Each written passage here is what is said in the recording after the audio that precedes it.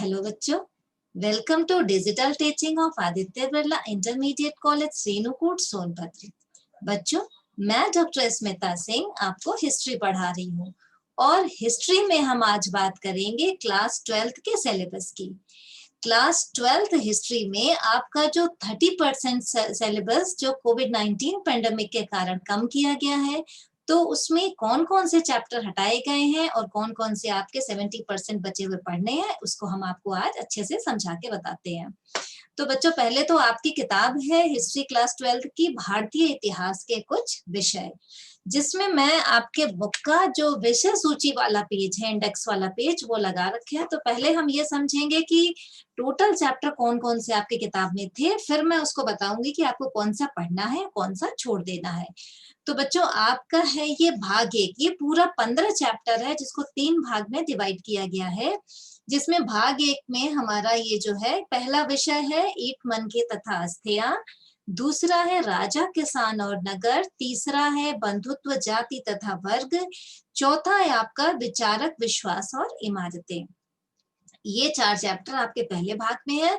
दूसरे भाग में आपका विषय 5 यात्रियों के नजरिए और विषय 6 है भक्ति सूफी परंपराएं।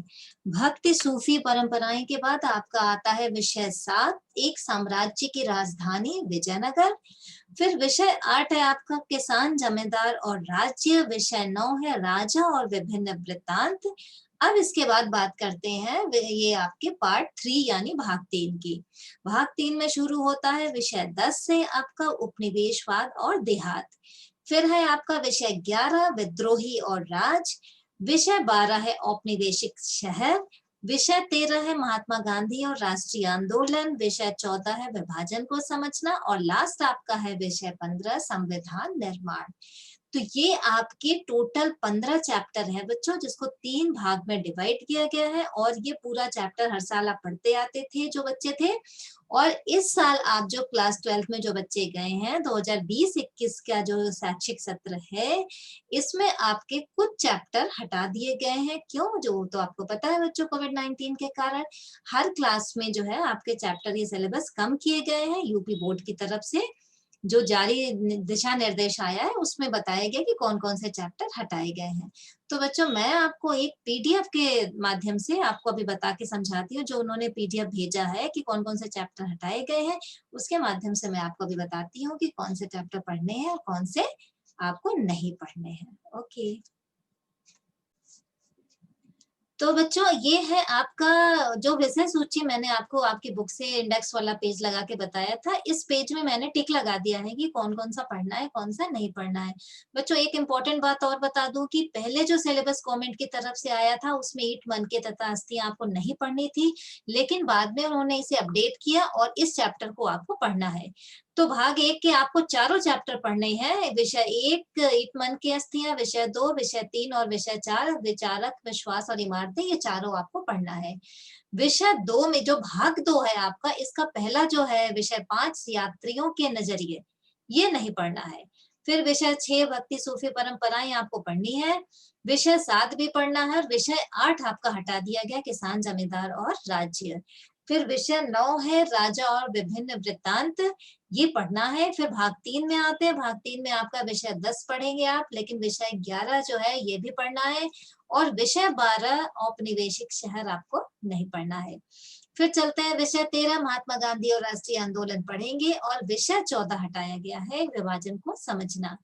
और आपका लास्ट जो है 15 चैप्टर है, टोटल 15वां चैप्टर संविधान का निर्माण, ये आपको पढ़ना है।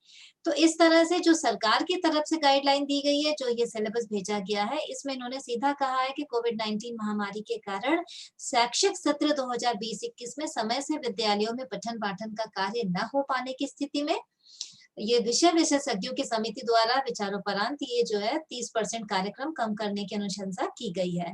तो क्या क्या हटाया गया है? तो बच्चों, भाग 2 विषय का विषय 5 यात्रियों के नजरिए। तो एक बात हम आपको क्लियर कर दें कि पहले जो सरकार की तरफ से जो आपका सिलेबस आया था उसमें पहला चैप्टर ही इन्होंने हटा दिया था, लेकिन बाद में इसको उन्होंने अपडेट किया और पहला चैप्टर जो है आपका बोर्ड एग्जाम में आएगा। फिर उसको हटा दिया, तो इन्होंने दूसरा भेजा है ये पीडीएफ। ये दूसरे पीडीएफ में बच्चों भाग 2 विषय 5 आपको नहीं पढ़ना है, एक चैप्टर हो गया। इसके बाद दूसरा है विषय 8 किसान जमींदार और राज्य नहीं पढ़ना है। ये भाग 3 का विषय 12 उपनिवेशवाद और भारतीय नगर नहीं पढ़ना है। और विषय 14 विभाजन को समझना। ये टोटल 4 चैप्टर आपके हटाए गए हैं जो बोर्ड एग्जाम में नहीं आएंगे।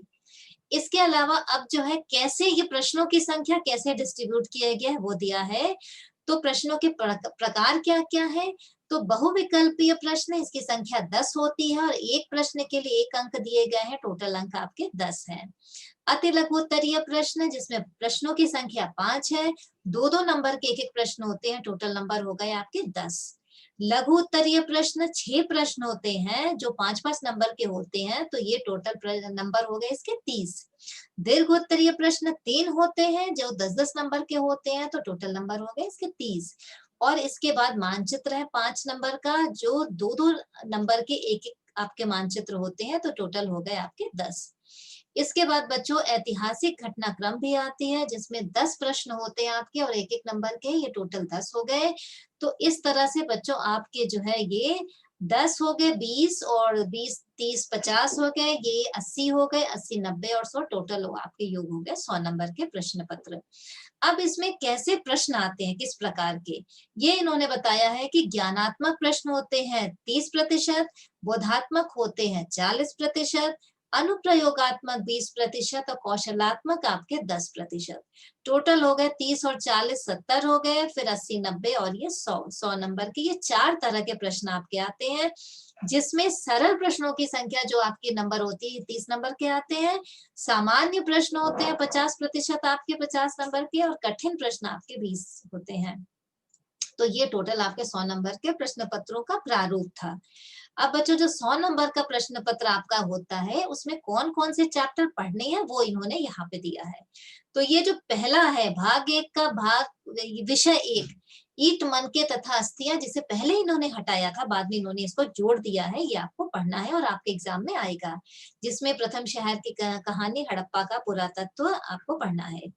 इसके बाद है विषय 2 राजा किसान और नगर, भी आपके एग्जाम में आएगा, इसको पढ़ना है। विषय 3 है आपका बंधुत्व जाति तथा वर्ग, ये पढ़ना है।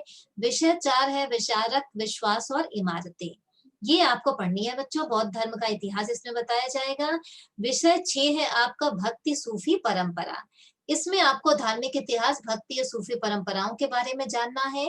फिर विषय 7 है एक साम्राज्य की राजधानी विजयनगर, जिसमें हम्पी जो है नौ स्थाप्य है आपका, इसके बारे में आपको पढ़ना है।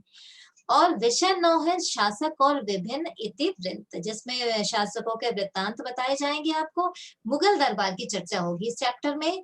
फिर विषय 10 है उपनिवेशवाद और देहात, यानी गांव की कहानी, ग्रामीण समाज की कहानी है इसमें, और उपनिवेशवाद की बात करेंगे। विषय 11 है विद्रोही और राज्य, ये भी आपको पढ़ना है। विषय 13 है, 12 हटा दिया गया है, विषय 13 महात्मा गांधी और राष्ट्रीय आंदोलन, समकालीन विचारकों की दृष्टि में महात्मा गांधी के बारे में इसमें पढ़ना है। इसके बाद आपका लास्ट है विषय 15 संविधान का निर्माण, जो कि आपको जो है स्वतंत्रता और नए राष्ट्रीय राज्य जो बने हुए थे स्वतंत्रता प्राप्ति के बाद, और स्वतंत्रता प्राप्ति के बाद संविधान का निर्माण कैसे हुआ, इसकी चर्चा हम इस चैप्टर में करेंगे। और 16 है आपका मानचित्र कार्य, जिसमें बता रहे हैं कि 70% पाठ्यक्रम से 10 अंक के आपके मानचित्र आएंगे, जिसमें 5 प्रश्न प्रत्येक 2 अंक के होंगे। और 1 अंक सही उत्तर के लिए। मानचित्र भरने के लिए बच्चों आपको पहले से पता है, क्लास 10th में भी आपने भरा, 9th से लेके आप 11th तक भरते आ रहे हैं, बिल्कुल उसी तरह क्लास 12th में भी आपका कि 1 अंक सही उत्तर के लिए और 1 अंक सही स्थान अंकन हेतु निर्धारित किया गया। 10 नंबर के हैं तो आधे नंबर आपके कितने किसके लिए है कि आप सही उत्तर बताएंगे और उसके बाद वो स्थान भारत के मानचित्र में कहाँ है वो दर्शाने के लिए आपको उसके आधे अंक और मिलेंगे। तो टोटल आपके 5-5 नंबर के ये जो है टोटल 10 नंबर के आपके ये आपका मानचित्र आता है। तो बच्चों ये पूरा था आपका सरकार की तरफ से दिया हुआ आपका सिलेबस, जो कि पीडीएफ के थ्रू उन्होंने भेजा था बाद में अपडेट करके। तो आपको अच्छे से समझ में आ गया होगा। तो बच्चों ये था आपका पूरा पीडीएफ के थ्रू पूरा चैप्टर टोटल 15 चैप्टर जिसको 3 भाग में डिवाइड किया गया था, जिसे मैंने आपको बताया कि इसमें से कौन-कौन से चैप्टर आपको पढ़ने हैं और कौन से आपको स्किप कर देने हैं। तो मुझे उम्मीद है कि आपको अच्छे से समझ में आ गया होगा और आप अपनी तैयारी अच्छे से करेंगे, बोर्ड एग्ज़ाम अच्छे से देंगे। तो बेस्ट ऑफ लक एक बार मेरी तरफ से। तो बच्चों थैंक यू।